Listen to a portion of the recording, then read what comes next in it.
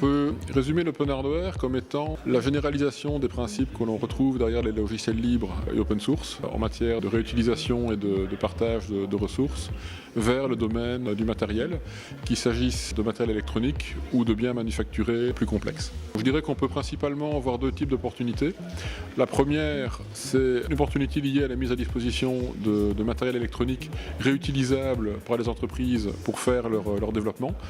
L'autre opportunité se trouve dans les possibilités de diffusion de technologies open hardware et d'amélioration de ces technologies au contact des communautés ou d'autres partenaires industriels.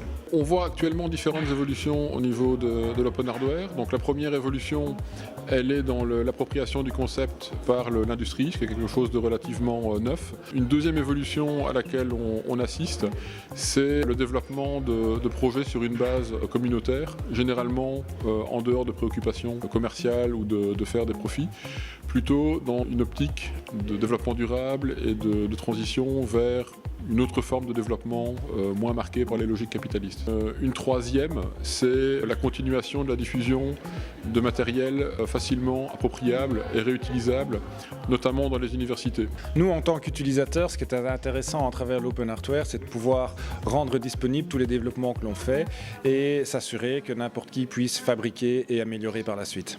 Donc il est important de mettre un cadre pour que tous les acteurs sachent quelle est la finalité des développements que l'on fait, en l'occurrence, qui pourra produire, qui pourra améliorer et qui pourra utiliser le contenu du développement.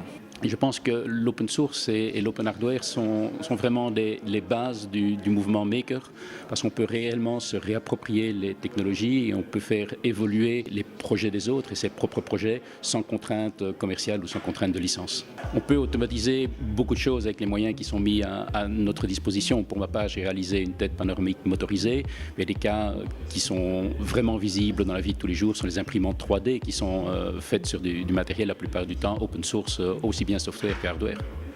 Pour créer une imprimante 3D, il ne faut pas forcément être ingénieur, comme je le suis. Il ne faut pas forcément être électronicien. Je pense qu'il faut surtout avoir l'esprit ouvert. Il faut être bon bricoleur, certainement, et ne pas être manchot. Il faut savoir poser les questions aux personnes compétentes. Voilà. Donc il ne faut pas forcément avoir toutes les compétences, mais il faut savoir aller choper les bonnes informations aux bons endroits.